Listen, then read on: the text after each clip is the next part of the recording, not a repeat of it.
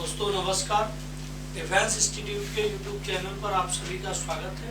जैसा कि आप सभी लोग जानते हो, एसएससी जीडी सफल बैच आपका चल रहा है। उसमें हिंदी वाले टॉपिक में आपकी प्रैक्टिस चल रही है। हिंदी वाले में आपका प्रैक्टिस सेट कराया जा रहा है। आशा करता हूँ कि आप सभी लोग अच्छे होंगे, स्वस्थ होंगे, मस्त होंगे, है ना, और अपना अध्ययन कंटिन्यू कर रहे होंगे, है ना, और प्रैक्टिस भी कर रहे होंगे। आपको कंटिन्यू प्रैक्टिस कराई भी जा रही है ना। यस, चलिए देखते हैं। आज हिंदी का प्रैक्टिस सेट नंबर 16 है ना। लिखा हुआ है, क्वेश्चन आया हुआ है दोपहर के बाद का समय। क्वेश्चन क्या आया है बेटा? देखो, क्वेश्चन आया है दोपहर के बाद का समय।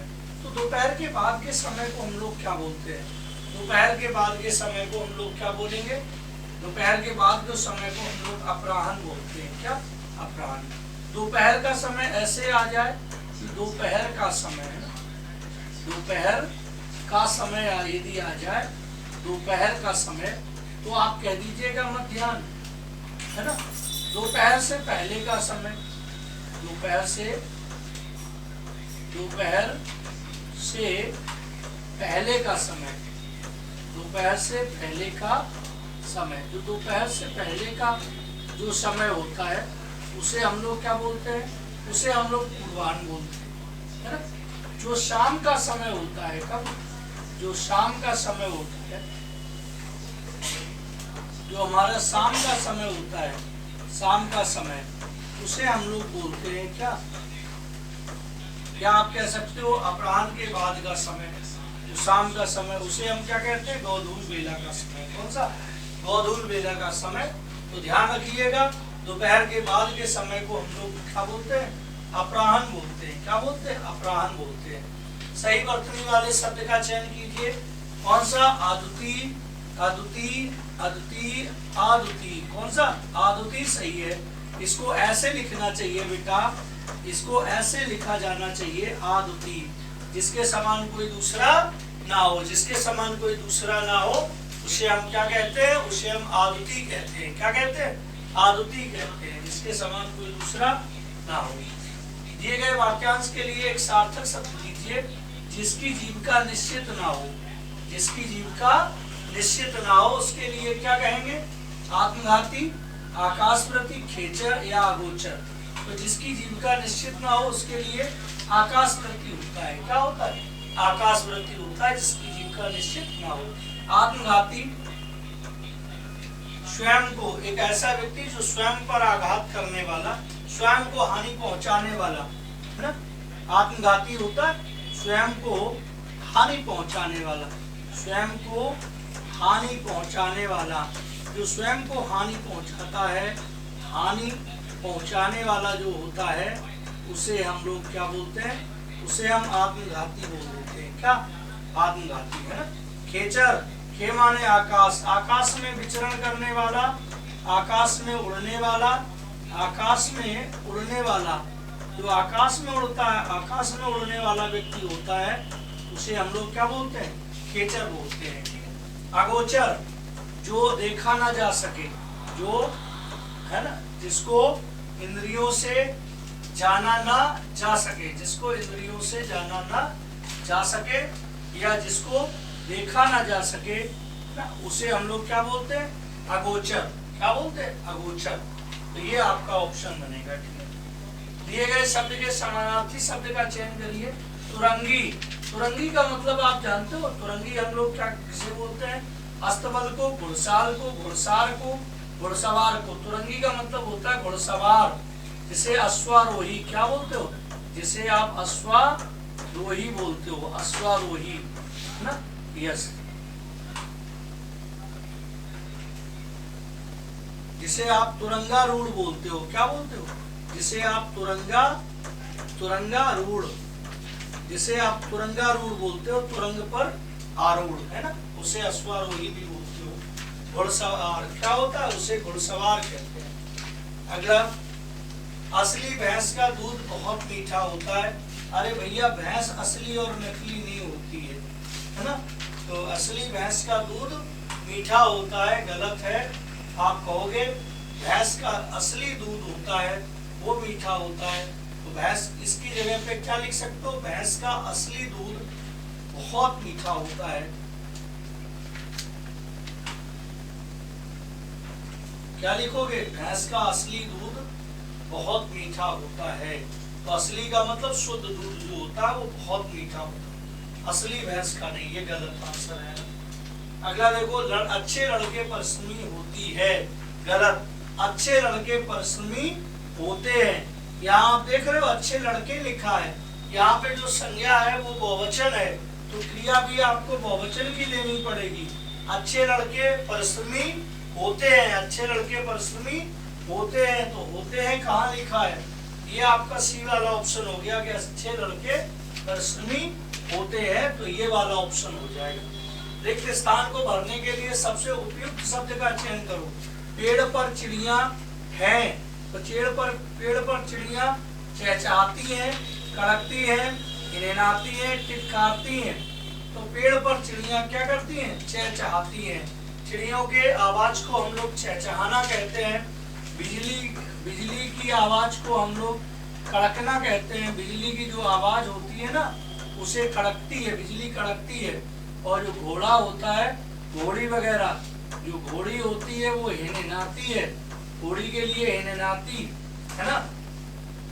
हाँ, टिटकारती ये घोड़ा के लिए होता है, घोड़ा घोड़ी के लिए टिटकारना लगाया जाता है। ठीक, ये आपका ऑप्शन है। बरगद हरा रहा था, तो बरगद कैसा कर रहा था? बरगद हर रहा था। नीचे दिए गए वाक्य में रिक्त स्थान भरने के लिए सबसे उपयुक्त शब्द का चयन करिए। बरगद झाए कर रहा था, हर कर रहा था, सर कर रहा था, साए कर रहा था। तो बरगद की जो आवाज होती है वो हरराना होता है, तो कहेंगे कि वह झाए या हरराना है ना। ये पेड़ से जब पत्ते, हवा जब पेड़ के पत्तों से टकराती है तो जिस तरह की आवाज आती है वो झाए और हरराने की आती है, तो झाए की आवाज होती है। क्या है? झाए की आवाज होती है। ठीक है। अगला, रिक्त स्थान को भरने के लिए सबसे उपयुक्त शब्द का चयन कीजिए। तो परिवर्तन का नियम है। परिवर्तन किसका नियम है? अरे प्रकृति परिवर्तन का नियम है। परिवर्तन प्रकृति का नियम है। परिवर्तन प्रकृति का नियम है, तो आपको यहाँ प्रकृति होना चाहिए। प्रकृति होना चाहिए। क्या? प्रकृति का नियम है। परिवर्तन प्रकृति का नियम है। कौन सा विलोम युक्त सुमेलित नहीं है? अंगीकार करना, स्वीकार करना, अधम उत्तम, अवनत उन्नत, अकाम का सकाम, ये तीनों सुमेलित हैं। ये वाला सुमेलित नहीं। अंगीकार का स्वीकार नहीं, अंगीकार का आपको यहाँ अस्वीकार करना लिखना चाहिए। अस्वीकार, अंगीकार का क्या? अस्वीकार, तब इसका विलोम शब्द होता है। ठीक है। यस। दिए गए शब्द के समानार्थी शब्द का चयन करें। इंद्र का समानार्थी शब्द क्या है? इंद्र का समानार्थी शब्द, इंद्र को क्या कहते हैं? अरे भैया, ये देवराज इंद्र कहा जाता है। इंद्र को हम लोग देवराज कहते हैं, है ना। यक्षराज का विलोम शब्द, यक्षराज किसे? यक्षराज, राजराज, ये किसे कहा जाता है? कुबेर के पर्यायवाची है। किसके हैं ये आपके कुबेर के पर्यायवाची है, जिन्हें आप किन्नरेश भी बोलते हो। क्या? किन्नरेश भी बोलते हो। किन्नरेश, जिन्हें आप धनद भी बोलते हो। क्या बोलते हो? धनद। जिन्हें आप धनपति भी बोलते हो। क्या? धन के पति, जिन्हें आप धनेश भी बोलते हो। क्या बोलते हो? धनेश। जिन्हें आप धनेश्वर भी बोलते हो। क्या? धनेश्वर भी बोलते हो, जिन्हें आप धनेश्वर। जिन्हें आप धनाधिप भी बोलते हो। क्या? धनाधिप, ये भी बोलते हो। ये सभी आपके यक्षराज ईश्वर के इसके पर्यायवाची है। भगवान, ईश्वर, परमात्मा, जगदीश, स्वामी, ये सभी भगवान के पर्यायवाची है। कौन कौन? आप कह दो ईश्वर, है ना, लिखिए। आप कह दो जगदीश, क्या कह देते? आप कह दो जगदीश, ईश्वर, भगवान, स्वामी, स्वामी क्या लिख देते हो? स्वामी लिख देते हो। परमात्मा, आप परमात्मा लिख देते हो ना। ऐसा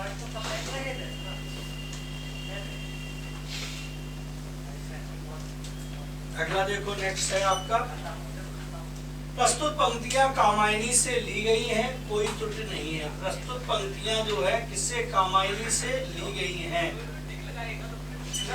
प्रस्तुत पंक्तियां कामायनी से ली गई हैं, कोई त्रुटि नहीं है। 12 नंबर में आप लोग बताएंगे, प्रस्तुत पंक्तियां कामायनी से ली गई हैं, इसमें कोई त्रुटि नहीं है। तो बताओ इसका कौन सा ऑप्शन आप लोग सिद्ध करोगे, है ना? यस।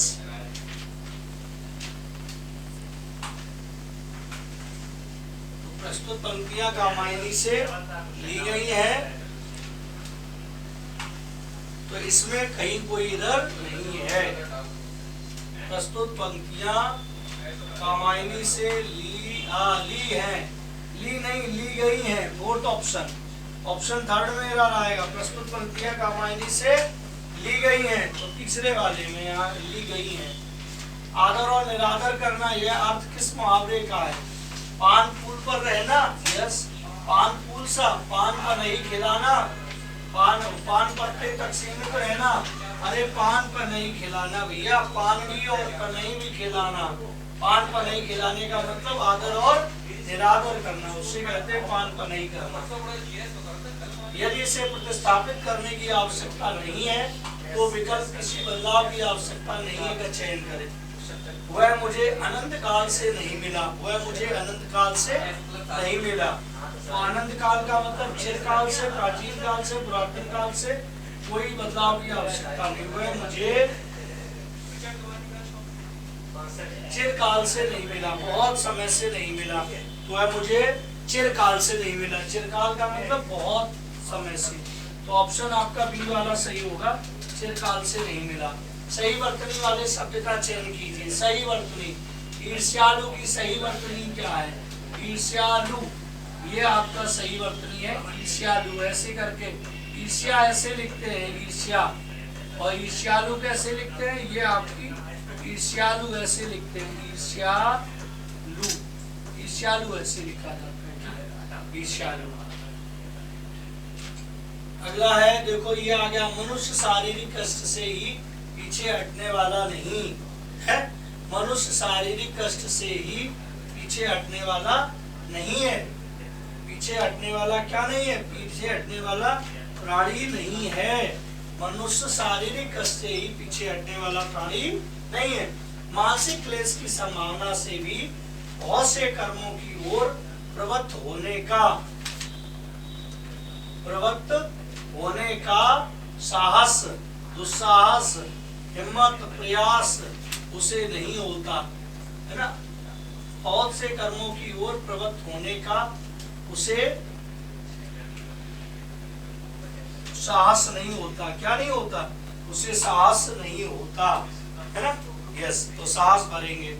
तो यहाँ जिन बातों से समाज के बीच उपहास, निंदा,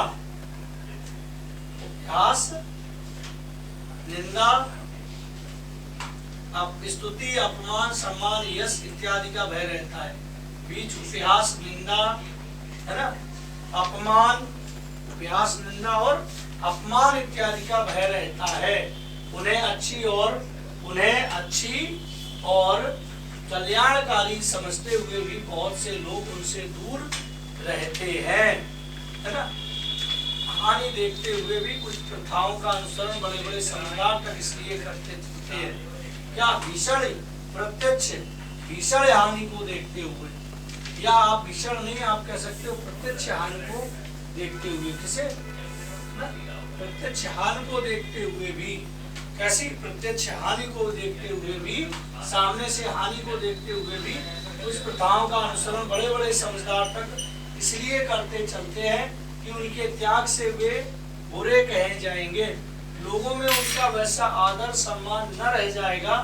उसके लिए मान गिलानी का कष्ट सब शारीरिक से बढ़कर होता है। शारीरिक